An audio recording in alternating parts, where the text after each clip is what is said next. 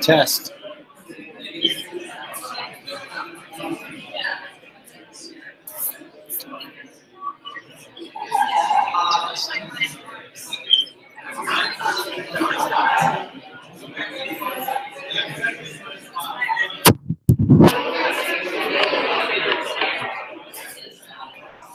Hey. I think we're going to start in a minute, and then Tony will get you called out. No.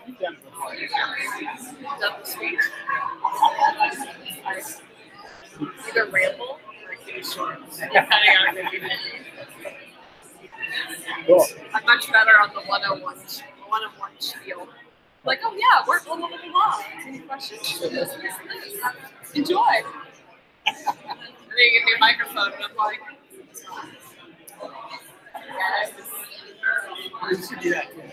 We have two. You can play off Tony. Tony will just go. I'll just hide in a crate for talk. A great time. No worries.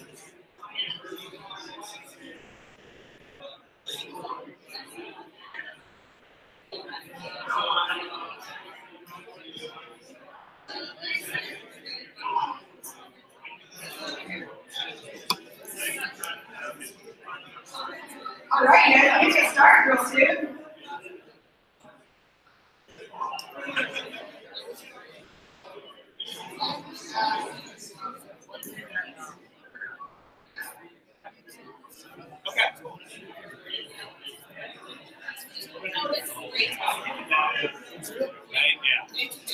Yeah, it's fun. It's a little crazy there. Yeah.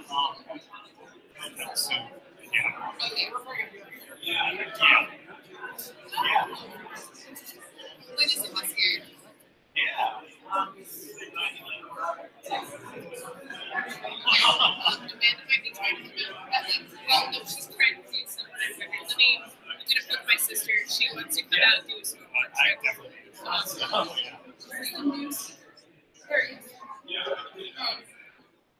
But if nothing else, even if he just goes. I mean, I would love to go too. I'm just saying, if we have to. I'm assuming everything is going to go super well, just in case. Yeah. That would be awesome. And we always try to take a big trip around his birthday anyway, so this is perfect. I can tell you 2 years ago, we've done we had to stay and It was like a month and a half, and I did not plan well for this trip. Yeah. And we didn't realize it was good for us. and an Airbnb. I see the dedicated people still by the pier. Yeah. That'd be awesome. Yeah.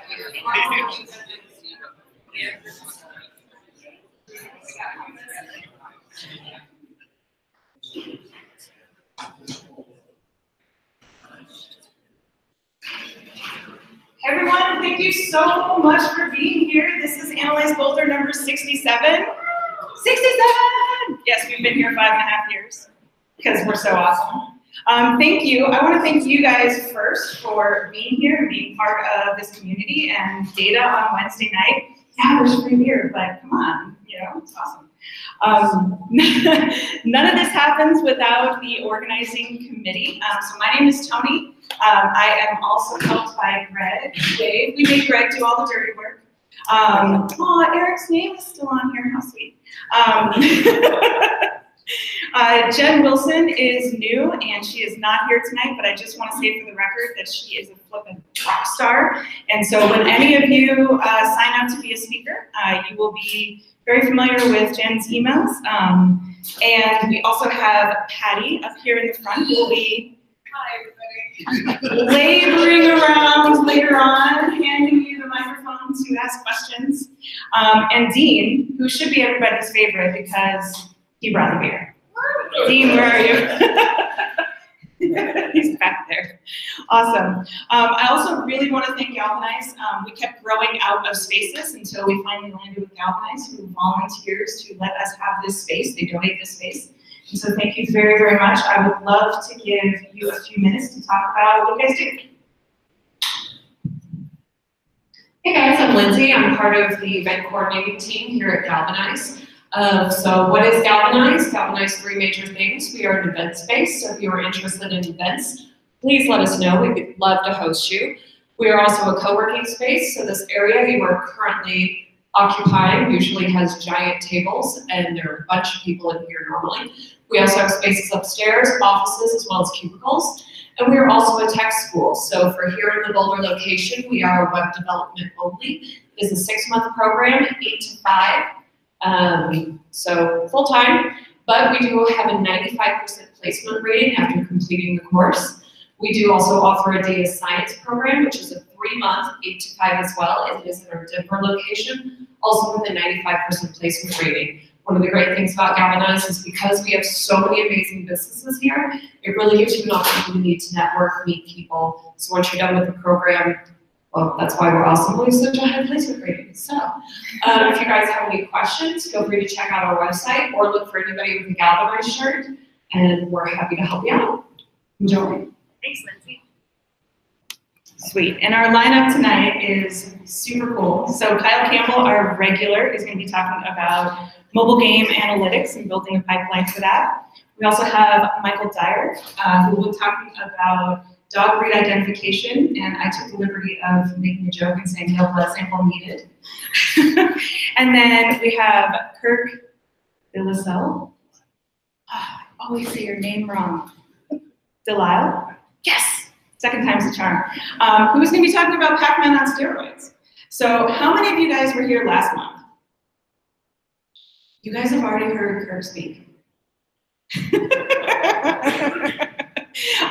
We had an opening tonight, and so Kirk was very generous and filled in the space for us, but it's also an example of how we should have all of you guys talking about all your hacky projects and cool data and analysis and all of that cool stuff. Not a guilt trip, I swear. I didn't mean for it to be that way. Yeah. All right. I see that everybody has voted for Marvel versus DC with their lovely dollars. Those dollars keep the beer flowing, and when the beer flows, more new people show up. And thank you guys very, very, very much for donating to the beer fund. How many people here is it your first night? First night. Sweet. Okay, cool. And how many of you guys are from CU and are required to be here? Oh, I guess they were all overachievers and came in September. Awesome, awesome, awesome.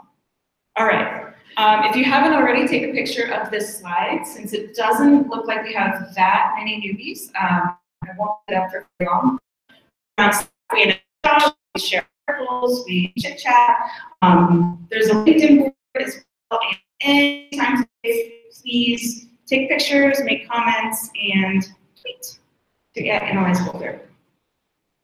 Right. Sweet. Now this is my favorite part of the night, aside from the awesome talks and the beer. Where we get to find out about different events going on, including hackathons, conferences, other meetups that are almost as cool as us, anyone that's looking for a collaborator on a project. Do we have any events? I'll start it off. I have an event right here in this room tomorrow. Hexagon UX is having their 1-year anniversary, and we are celebrating by doing World Usability Day, which across the world there's going to be events. This is the same theme, design for good and evil. So we're going to be talking about dark patterns and then actually playing a game that the leadership committee created all around having the intent of evil or having the intent of good. And it's kind of like murder mystery theater, but you should show up right here at 5:30 tomorrow. Should be fun. Any other events? Yeah. Okay. So I think it's either tomorrow or Friday is the GoCo Colorado analytics. It's tomorrow. Is it tomorrow? Tomorrow. It's competing with you. Only sort of. Oh. Yeah, because if you don't make it to tomorrow night, you can still be on a team and win the prizes that they have. Because they did confirm with me that they have prizes. That's the analytics focus. Yes, this is the first time that they're doing this. Yeah. So if you're interested in that, check that out. GoCo Colorado Analytics. We talked about it last meetup. I don't remember the website offhand, but it shouldn't be hard to find. GoCo.co will get you there. Greg, that was almost like we rehearsed that. It was perfect. We did not rehearse that. Yeah, we are. So Tuesday, November 13th, we have Sir meetup at Campus.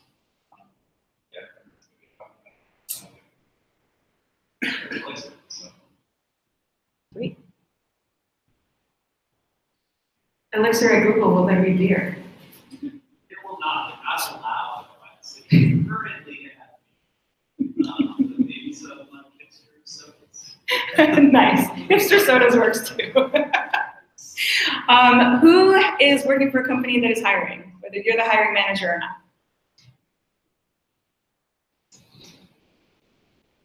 Of course, Angela's hiring. Awesome.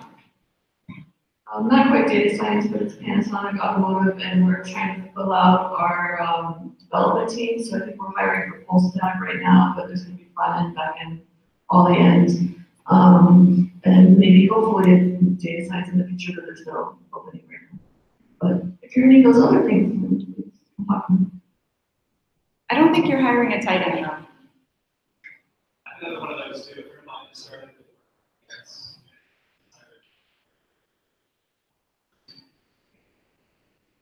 Archer DX PyCon people? Archer DX is a little bit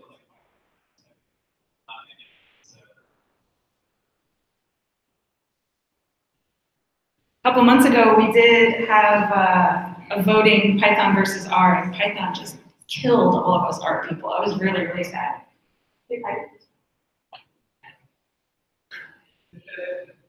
Okay, so I'm over at UConn, and they were looking for decision-making tool software development to get help for the mosquito and environmental data, integrated with other data sets, make some kind of tool for public health officials and organizations.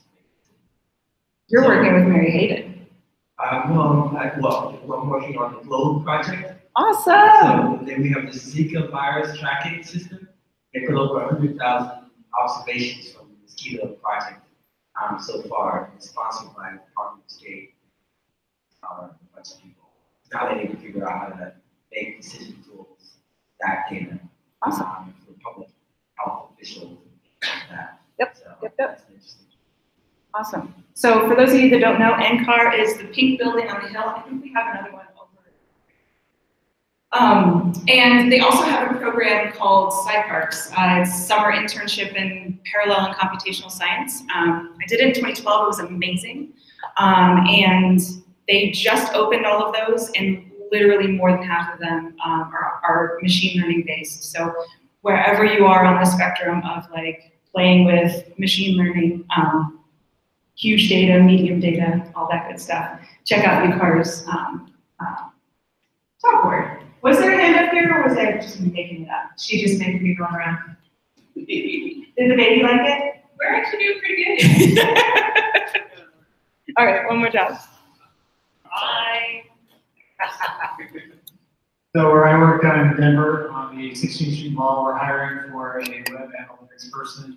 You have experience with Adobe, with Google Analytics, with Telium, especially Telium. If you have that, you pretty much guarantee a conversation with us.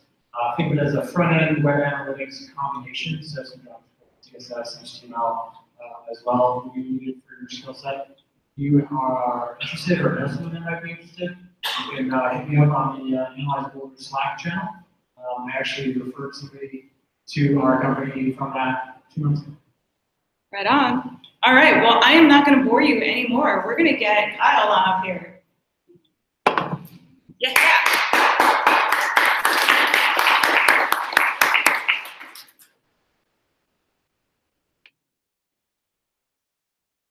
Hi everyone. Today I'm going to talk about how we at Backup Studios are going to make a data pipeline with no dedicated data engineer. So for a quick introduction, I'm the lead data scientist at Backup Studios. We make mobile games, so we make iPhone and Android games, including such titles as Dragon Veil, Ninja, Transformers, Spellfall. And so we get to play games all day and occasionally do work. But a large part of what we do is, what we need to do is see how people are playing the game. So to do that right, we need a data pipeline, we need to gather that data, we need to be able to query that data and figure out what's going on. So at Backup Studios, we have a small data team of 3 people, 2 scientists and an analyst. And we're basically responsible for everything data related coming from the game. So be it the ETL pipeline, the monitoring, the reporting, the telemetry design, also a lot of marketing, for direct marketing reports. So we're responsible for all that work. And so what we do with that data is we go in, and a lot of times our designers will go in and implement a new feature in the game, and they'll say, we have this new feature, and we think it will increase retention. And we go in and look at the data and see if it actually did that. So for a data pipeline, what do we want? We want correctly formatted events coming in, streaming with stateful information into a database that has frequently updated reporting tables. Okay? Now, what does that actually mean? It means that we want this data to come through to a known specification that we expect and understand. We want that data to be queryable within a few minutes. We also want a lot of contextual information around that data that's coming through. We know the data will tell us that a user performed a certain action, but we want additional information like how long has this user been playing our game? Have they ever spent money in our game? What level are they at? How far have they progressed? All that other stuff is that we want to send along with the event, so we have a lot more information surrounding what's going on. We also want a bunch of dependent tables that are updated very frequently via automated processes. And this system needs to be entirely maintainable by the data team, and again, with no data engineer. So when we talk about making a data pipeline, we need to talk about who we need to burden with providing us with information. And in a lot of systems, you're going to have kind of 3 places that you can burden. One being, for us, being the client or the game itself, the code within the game that will gather the events, that will correctly format the events, correctly format the information we want to know, and send it on down the pipe. The pipeline, which we're going to have deal with all the streaming into the database.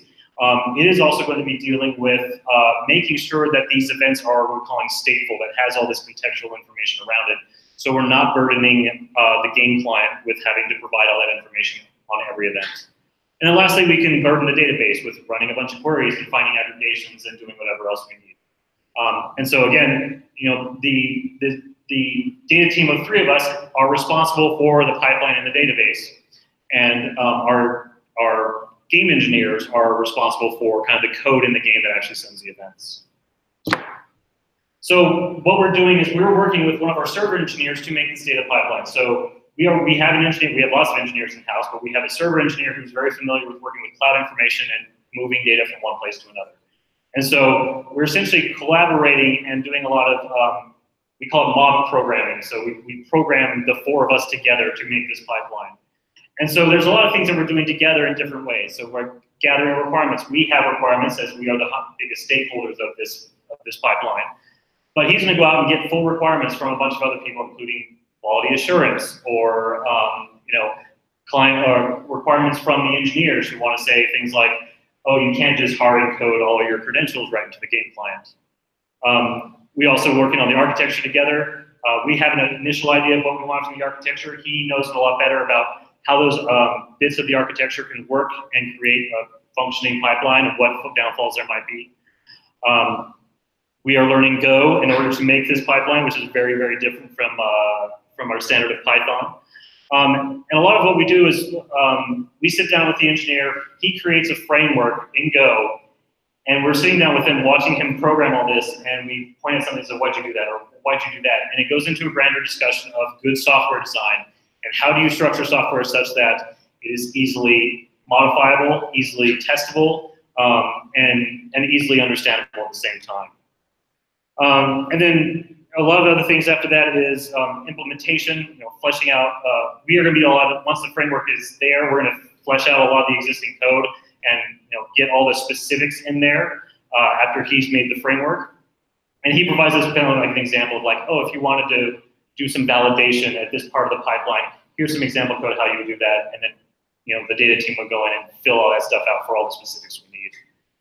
And then the other thing we're doing is load testing, always be testing. And so we are running tests, finding failures, and iterating and constantly changing things as we go. And there are some things we're doing separately. So as the data team, we are responsible for figuring out how the events need to look and what information is being passed along. We're also responsible for figuring out what the validation of the events looks like and how any event that comes through is going to change any of these large contextual states. Like we might have a state that says a running counter of how many sessions the user has had. So we need to make sure that whenever we get a specific event in, we increment that counter correctly. And then we're designing all the code on the kind of the back end, the final end of the database to figure out what kind of aggregation and reporting tables we need, or how do we want to break out that information. The engineer is working on the continuous integration, continuous deployment system so that when we change code, it can go out and be ready to go. Him being more familiar with all the AWS products, he was going to know how those different products interact with each other and how they can cause problems. And then also lastly, designing a test system so that when the data team goes in and changes code, we don't break everything and lose data. And all these gophers are Gophers, so we're all programming in Go. And that's it. So I want to say, I didn't talk about kind of the specific stack. If you want to come and talk to me about the specific stack, I am more than happy to talk about it. But I just kind of want to give you an overview of how we are designing this thing together and moving forward in the future with a new pipeline. Thank you.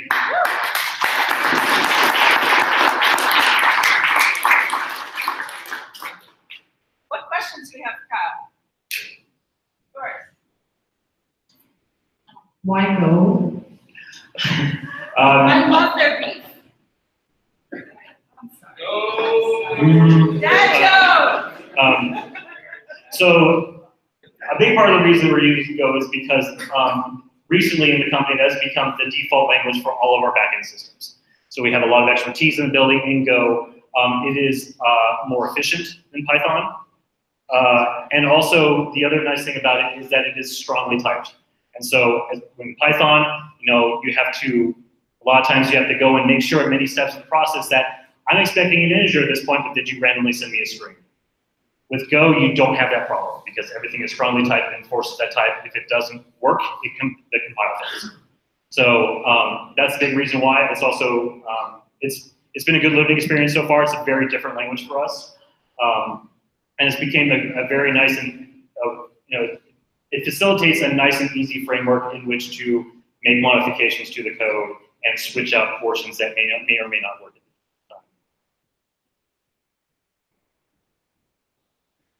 I would love to hear some of the internal arguments about where to burden things and why.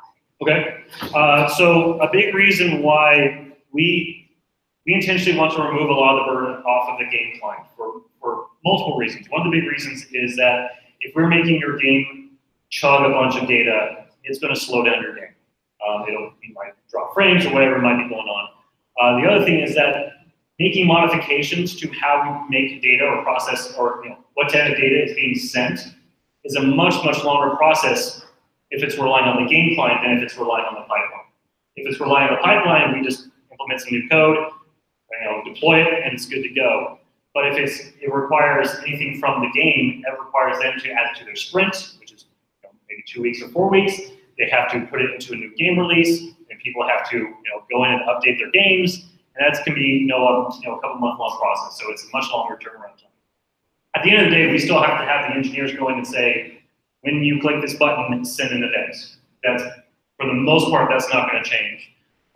But we're requiring them to keep a bunch of this contextual information around at all times, at all points of the game to say, oh, I'm sending this event that has to do with a battle, but I want you to send all this other information along that you already know around purchasing or time played or things like that. They don't want to have to deal with carrying that around, so we burden ourselves with it. All right. Go baby, go! As someone who's worked with both Go and Python, what's your favorite feature of Go, and why is it channels? And if it's not channels, then what is it? It's not channels. It's not channels. It's interfaces. One of the nice things about Go is you can define, they don't have classes, but they have class-like things. I've just started learning those, so don't put me on any of this. But the basic idea is that, so for example, what we're doing is we're creating a very basic interface where when an event comes in, we have, let's say, 3 major steps. We have a validation step of that event. We have an extraction step of that event. And then we have essentially like a final step of that event. Validation event is going to say this event comes in. We're going to check all the little fields and say, is this what I expect to be? Is this what I expect to be? Yes. Go on to the next step. What we can do is we can make one chunk of code that says run validation, run extraction, run this other step for any kind of event. But then validation can be separate, can be different for each different kind of event going through. Validation is going to be different from a purchase event than a gameplay event than a shots fired event or whatever it is.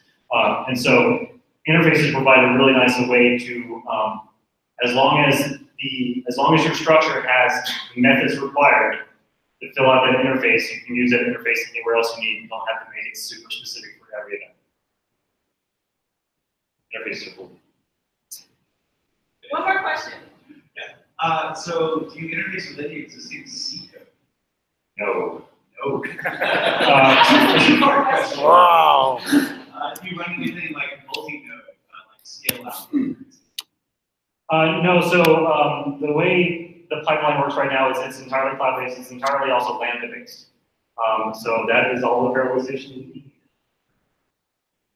And as I walk back up, what's the favorite game?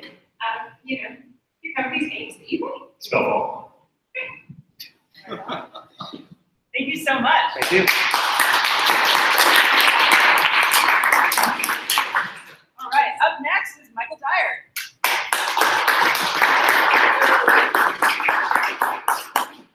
Hi everyone, I'm here to talk to you about something really important today. This is doggos and puppers. So I made an app that basically takes an image of a dog and tells you what breed it is. So for those of you who don't know, I'll explain what doggos and puppers are. Pupper is a little tiny doggo, and doggo is just a big old pupper. That's all there is to it. It's a joke, it's been going around the internet. I don't know if y'all are on the internet, but. So the motivation behind this, I did this as my capstone at Galvanize, and I'm really bad at identifying dog breeds, so I wanted something that would do it for me, and I was in a big time crunch, so I wanted to use the latest and greatest data science technologies to help me do this. Yeah, I'm so bad at identifying dog breeds, it took me like at least a week to figure out this was a Pomeranian.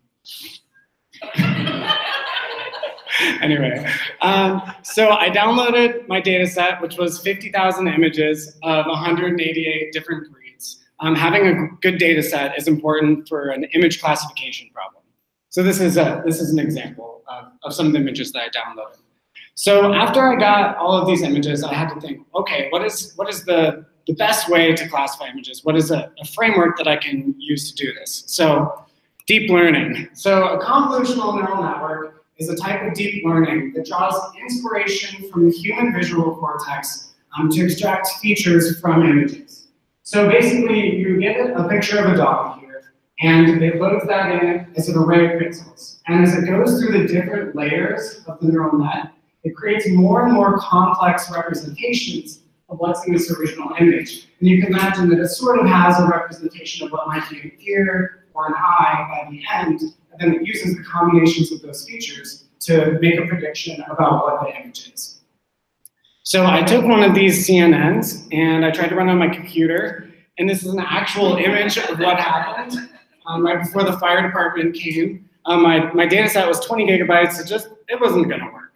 So I knew I had to upgrade to the latest and greatest tools. So I switched to a training machine. I used a Google Cloud Deep Learning VM. I had a bunch more CPUs, but the real kicker is it had a lot of GPUs. And for those of you who aren't familiar with graphics processing units, they're each about 80 times faster than even really good CPUs. So for certain things. So I was able to speed up my training process a lot. So now I had the tools in place. So I trained the CNN again, and I used a pretty complicated architecture. And basically, I'll explain this graph to you. So the accuracy over here on the y-axis is the percentage of dog breeds that were correctly identified. And epochs is the number of times that the neural net has passed through all of the data and learning from its mistakes with each iteration. So after it passed through 20 epochs, the best run was about 64% on data that had never seen before. So I had a whole other set of images of dogs I've never seen, and we got 64% of those dog breeds right. But I wanted it to be a little better than that. And the reason that this isn't as good as it could have been is because the network, when I started training it, was completely naive. It didn't have any of these complex representations of the features. So you wouldn't expect a baby to be able to tell the difference between these kinds of dogs, but you might expect an adult to be able to do that. So I switched from using a baby network to an adult network. Something called transfer learning, where I used a pre-trained model called exception that's already seen millions of images across thousands of different classes, and then took that knowledge basically and transferred it to my dog breed problem. And the results are exceptional.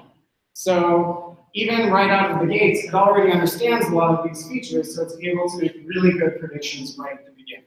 So on a set of data that I hadn't seen before, I got 83% accuracy, and it could probably be increased with more too.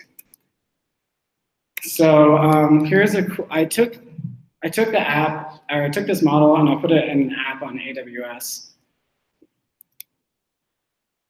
There might be some awkward talking in this video.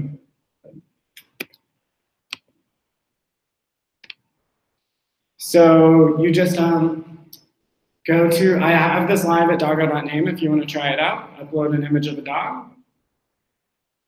This little guy is called Lamb Chop. He's real cute. He's got an Instagram, so let me know if you want to follow him. Click what kind of doggo is my pupper? So scientific right there. And it looks like he's a mix of a couple different kinds of terriers. So this, you can try this out at home. You can try it on people. Oh no. It's mostly been used for people, to be honest.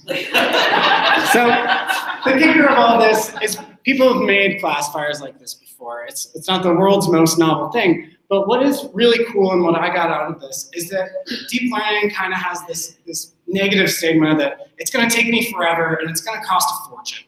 So, and that's, I mean, there's some truth to that. It is very computationally expensive. If I had done this on my laptop, it would have taken over 20 days. I basically had 3 days to do this. And that's just the training points. That wasn't even an option.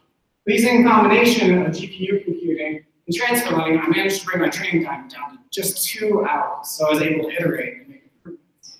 The other thing is, I've heard about GPUs. Those are awesome. Let's buy some. If you were just to go out and buy these P100 GPUs, it would cost you over $20,000. And they probably just like sit in your basement for most of the time. Using access to platforms like Google Cloud Platform or Amazon Web Services, you can just use these resources when you need them. It only cost me $18 to train these models. So as you have more access to architectures like exception, and as GPU computing comes cheaper and cheaper, deep learning is actually a viable option for a lot of projects. So that's all for today. Here's my results. I'm a 95% plot, and I'll take any questions now.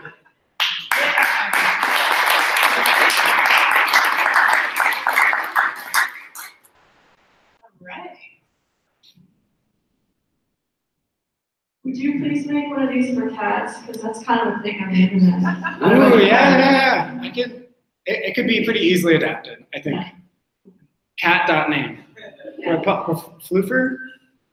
Yeah. Fluffer.name? Don't do fluffer.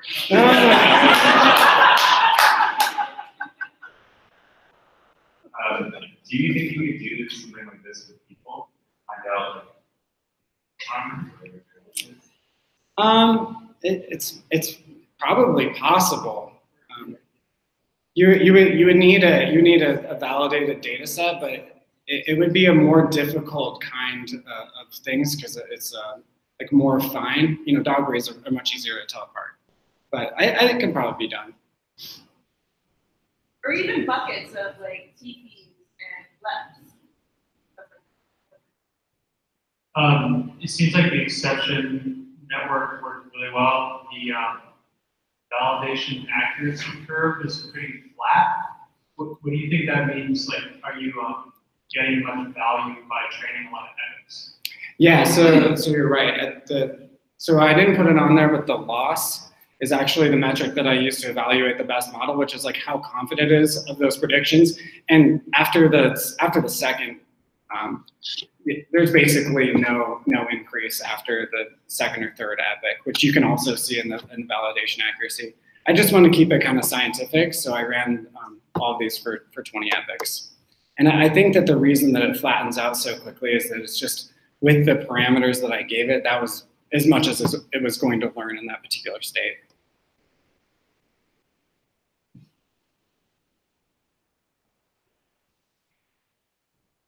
Did the adult data set have labels for dog breeds? Yeah, so I actually created it by downloading from Bing Images, and so all of those basically went into a folder of dogs with that search term. So it was all labeled data.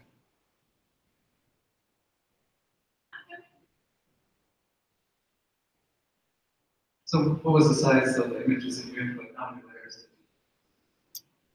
The size of the, so each image itself, they downloaded in a variety of different sizes, but the exception was trained on 299 by 299. So that's generally like the standard input is 299 by 299, and then it was in color, so another 3 layers.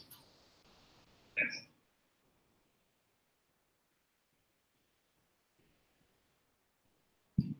I was just curious, how long did you need the virtual machine for? How long did I need it for? Yeah, was it like 1 day or a couple hours? I mean, I did a lot of iterations and stuff that I didn't show up here. I probably spent like 30, 40 hours on that VM. It's a pretty expensive VM when it comes to that, but they'll give you free credit if you ask them. So just to, if you knew your parameters beforehand, you could get there in like 2 or 3 hours.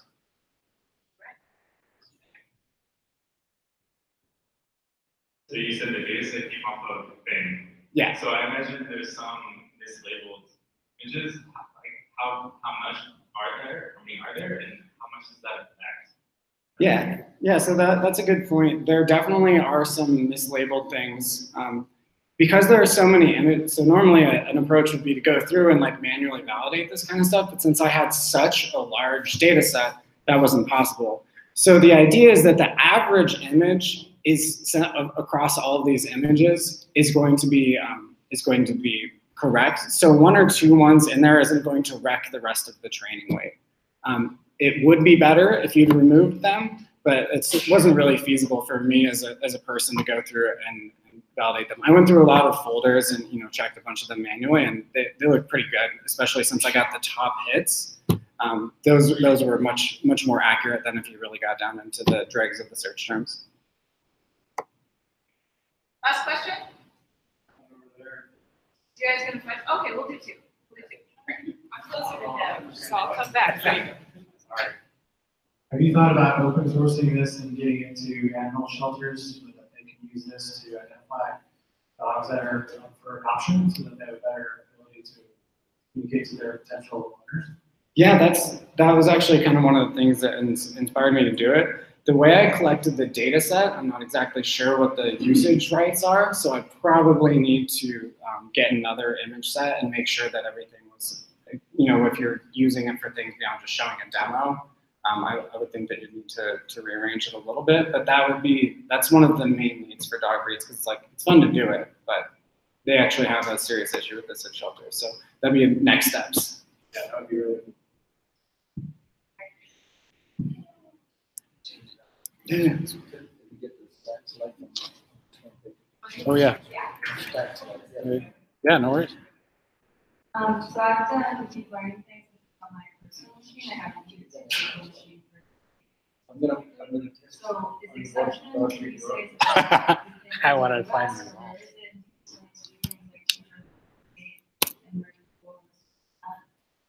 Yeah, so exception is the model architecture, and it comes, I don't know if you've used Keras before, but you basically say like from carousel applications, import exception, and then now you have it. So it's not limited to just AWS or GCP. You can still tune the parameters, and if you're going to adapt it to your own sort of thing, you will need to look up some guides on how to do that.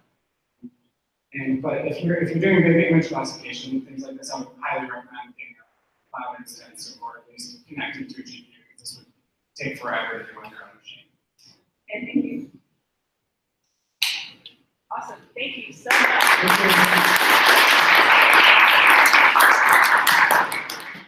All right, so Kirk, I did not see your slides. This is awesome, and I can't wait to hear your talk. Thank you so much for being our savior tonight, making it a lovely, round, normal evening. Everybody welcome Kirk, please. Thank you, and I like this image just because, well, PacMan, and this is probably a computer at the time, and find out that, you know, my long, flowing, going blonde hair is an indication of why I chose PacMan for the stuff that I was working on. So what was the motivation here? So this goes back to over 10 years ago when I was working in evolutionary computation, working genetic algorithms. Evolutionary programming was a big thing. At the time, I developed developed an evolutionary programming mechanism to develop better decision trees. So it actually outperformed recursive partitioning at the time and evolved entire forests simultaneously. And so that got me really heavily into evolutionary computation. I began working a little bit in neural networks and kind of dabbling in that, all within the chemistry and the biology space. And so that got me started. If you were here last month, you heard me talk about self-organizing maps, which is kind of a weird subset of neural nets. So I was working in that space. I was also working more in looking at artificial intelligence methods, and I was taking some coursework on artificial intelligence. And then I happened across a paper by Ken Stanley called Evolving Neural Networks Through Augmenting Topologies. Now, this was long before GPUs became actually available. And people were looking at different structures of neural networks and how would you structure a neural network? How can you get them deeper, or do you need them to be deeper? And Ken Stanley put together a really, really cool methodology in evolutionary computation where the actual topology of the network evolves over time. And so it's not a fully connected feed-forward network. It can involve recursive links. It can involve nodes that connect to later nodes or later layers and skip entire layers. So they can become really complex and very strange at the end of the day, but they develop based on whatever mechanism you're trying to train them on. And like I said, I'm a teenager in the 1980s, so PacMan was kind of a fundamental thing for that. So that's obviously why I chose PacMan. So the first thing that I had to do, you know, this again was kind of long before a lot of these pieces exist. There's some great Python tools now where you can actually, I forget the name of it, but there's a Python package that will give you access to the entire Atari 2600 stack, all that stack, and get all those games. I actually saw a new one that has just come out that is, I believe it's a Python package that lets you access MAME, if you know about the multi-arcade machine emulator. This is all the 1980 coin-op games that it emulates, so we can now do Python with that. None of this existed, so I had to develop my own simulator. So I whipped out GIMP and drew all my own art, which is all at the top here. I used code blocks at the time for my IDE, which is still available and to me is just as good as Visual Studio. Developed all in C++, and again, going way back to the old school Win32, so this was all done in Win32 graphics. I had the Charles Petzel book open to the graphics page and just tore pages out of that. And I happened upon the NEAT library, so this is the Neuroevolution by Augmenting Topologies as developed by Ken Stanley, put together by Matt Buckland, and distributed in this book from ages ago called AI Techniques for Game Programming. So it's a cool little book, gets you introduced into AI techniques for really simple games, has some great demos, and it has the C++ library, so I snagged that. Matt Buckland also has a kind of defunct website now called AIJunkie.com. It's got some interesting things on it if you want to explore that. And so I started this original project in 2007, posted it on SourceForge because pre-hub didn't exist, or GitHub didn't exist at that time. So it's been on SourceForge since then. And currently, I've kind of abandoned Windows, and I'm running this on a Fedora desktop, Fedora 29, as of earlier this week, through Wine, and it works beautifully. So it basically captures all the Win32, turns it into POSIX, and it runs great. So I had to build my own simulator. Here's the actual simulator. That was very exciting to put together. So this was kind of a conglomeration of things. You know, I was exploring C++ programming. I was getting, you know, going crazy on model view controller, and so I went fractal nuts on it and made model view controller all the way down, and developed my own simulator. But then I wanted to combine that information with artificial intelligence and all the other stuff that I was working on. And so luckily, I don't have any chemistry, so nobody's going to have to see structures this time, so that'll be good. So then how do you do this? Well, to train this in evolutionary computation, you establish a population of random neural nets. So these basically just take the inputs that you give it. I've illustrated the different types of inputs and how to represent the game board down here at the bottom. It takes these and builds random networks. The 4 outputs at the top are cardinal directions, so it's just north, south, east, west, which way is PacMan going to go. And all the weights are just random. So then it runs any given neural network as the controller for PacMan through the simulator with some constraints so that he doesn't get stuck in corners and do some stupid things. And then it gives it a score, and the score is basically how many points did he score. And you can put in different modifications to that score. So now after everyone has been simulated, then you kind of bias your selection for the best ones, the ones that have the highest score. And you do crossover, you do mutation, you build up the neural networks over time, and they change and evolve themselves over time. Then you do wash, rinse, repeat, do this about 30,000 times, and then you eventually get a controller that actually works pretty well. Not human competitive, I'm not trying to compete with DeepMind by any stretch. But to me, it was actually some interesting things. And I won't talk about the game board representations, or Tony's gonna hit me over time. So I have some demos here. So this is very early on in the game, or early on in the evolution. You can see what PacMan does early whenever he doesn't have a lot, is he just kind of goes into a corner and stops. And this happens all the time. And so you have to go through a few generations for something useful to happen. And this one is, I forget how far, I think this is about 200 generations in. And the main thing is once I start running it, kind of watch what happens up at the top right. And that's the most interesting piece. Whoa. Psych, sorry, how do I go back?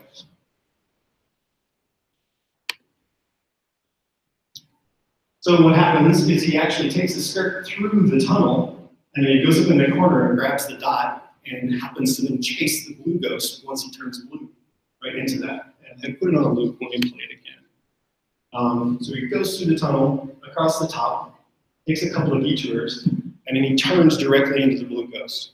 Now the way I built this is the ghosts are random, and so they have a bias at different levels for when they hit an intersection. They move a little bit toward PacMan, say 75% chance moving toward PacMan, 25% not in a random direction, and each ghost goes down. So red has a 75% chance, the green one is 50% chance and goes down that stack. And so what happens if I run this multiple times and run the simulator, sometimes the red ghost doesn't actually go in that direction. And so PacMan basically ignores that section and goes across the top and avoids it. So he actually sees this. And one of the things that I did not capture in the videos, I wasn't sure how far I would get into it, but what will typically happen as the end result is that PacMan will do a couple of different things. First, he basically says, I'm just gonna go around the outside edge, go through the tunnel, and do the best that I can. So that makes sense because the ghosts are centered in the middle and they essentially diffuse out at random rates. So that's the safest possible path. The next thing he'll do is he'll get close to one of the power-ups and he'll sit there and kind of zigzag back and forth so he doesn't have a stall out. Zigzag back and forth, the ghost comes by and he'll grab the dot and pull it and grab the ghost at that point in time. So you see these very cool and interesting pieces. But that's a real technique. Yes, it's totally real. And so like I said, it's not human competitive. Usually I can get to, I forget, did he get 2 on this one?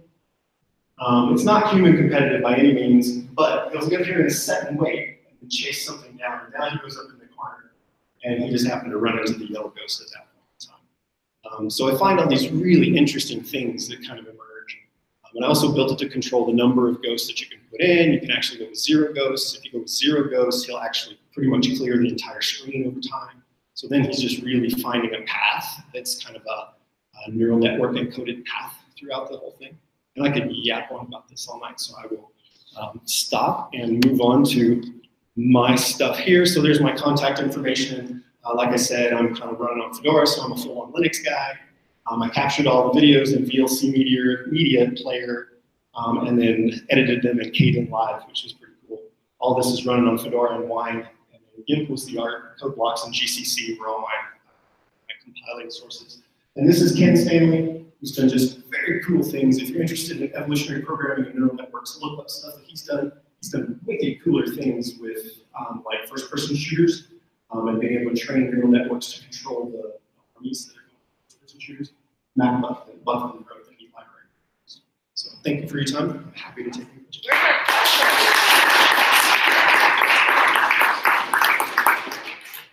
Where's our question? She's gonna go first. Okay. That was cool, thank you. Thank you. I don't think I quite understand what the neural net did. Is the input the entire game board and then the output is your next move? Thank you for asking, and I did not plan that question. So I have multiple different ways to represent it, and so I wrote the code very modularly that I can change all sorts of things, down to the art and various things there. And I have 4 different current representations.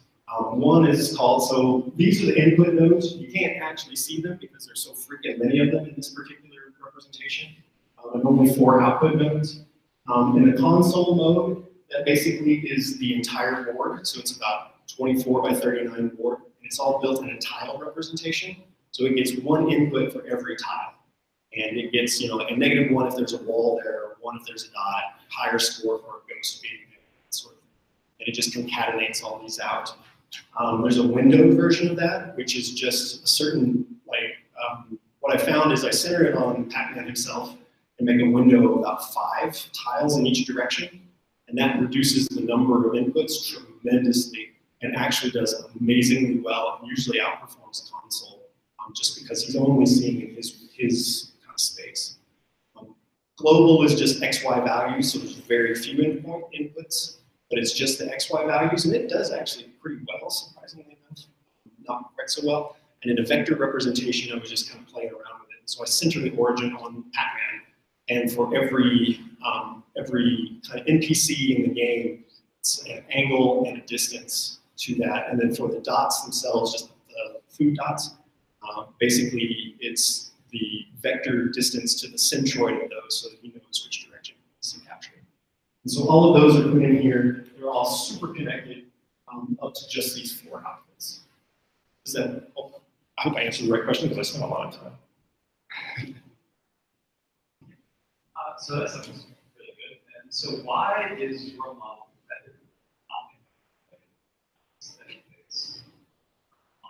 competitive? Well, because I mean, your model is great. So what keeps it from being competitive? I think the big thing that keeps it competitive is if I go to, so this video, obviously, this video where I got this kind of general performance, it's just a 2-layer neural network, input, hidden, and output. So it's very simple. And DeepMind is actually using a convolutional neural network that's using the full-on pixel image and going through many, many, many layers. So it's a fundamental deep learning, which the guy that just presented. It's fundamentally a deep learning approach. And so it really does have much, much more representation of the board and the overall structural representation. After that came out and so the DeepMind exploration of the Atari 2600, fantastic paper where they showed human competitive. And I started looking at that. I was like, some of these things they do real well, some they do real crappy. And I actually, while it's not nearly competitive with that, I'm actually impressed at how far this particular one can go with this kind of representation. As I train these over time, it gets deeper. So I usually get, if I let this train, the longest I've ever trained it was for actually like solid days. And it ended up with like 20 layers. And it could almost clear a board with ghosts around, but it had a little random issue with some of that. So I think it's just the depth overall and the complexity of the network. Hey, questions? Last one, good one. There we go.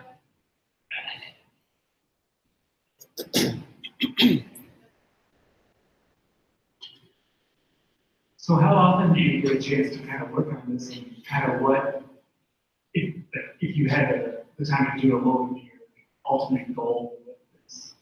Ooh, how long would we have to run?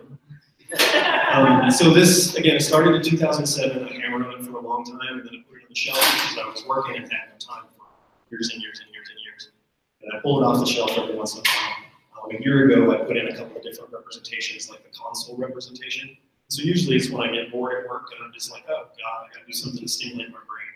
And I go home and I start playing. So it just kind of comes on and off past 10 years. And I go around. What I would really like to do, one of the fundamental pieces that I would really like to work on, I'm not super interested in making the networks more complex or kind of going the deep learning approach. One big problem with it is that it converges really early. So you get through, it learns super fast for about 3 or 4 hours, and then it peaks off, and then you got to run it forever to get these kind of incremental, very small steps. And it gets some cool behavior, but you got to literally run it for a month to get these things to come out. So I'd like to figure out what's causing this early convergence. Can I try to identify something within the evolutionary process that I can tweak it, change the parameters for mutation or whatever to make that happen? The real ultimate drive, the thing that I would really like to get to at some point in time, is I would like to explore competitive coevolution. So I would like to take the same neural network structure, attach that to the ghosts, and now put it into a simulator and run it for a long time and say, now PacMan is evolving simultaneously to maximize his score while the ghosts are evolving to minimize his score, and see what kind of features, what kind of behaviors emerge from that. And then there's questions about, do the ghosts know about each other with names, and can you do this sort of thing? And I just haven't touched that yet. I don't have a question. Let me get you Don't have a question, but it's just a comment. The pattern of learning quickly is the basic nature of the education of the game.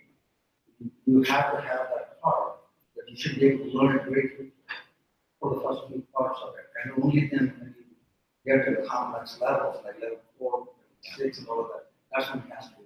Otherwise, it can't be. Yeah, so I think that a lot of the hyperparameters of the evolutionary process need to be adaptive over time. It needs to respond to stagnation in the game to modify the evolutionary process and loosen it up. That's a great point. Yes, PacMan wouldn't have been popular. All right, thank you so much for your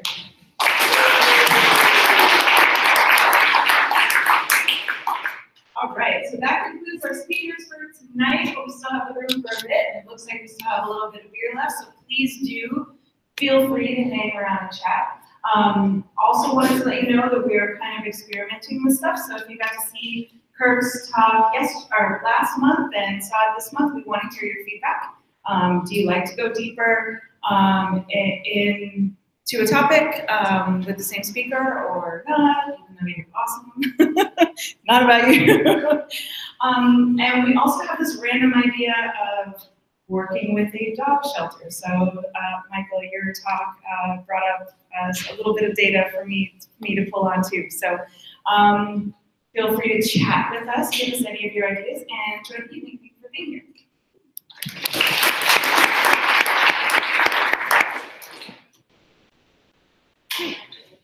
Music.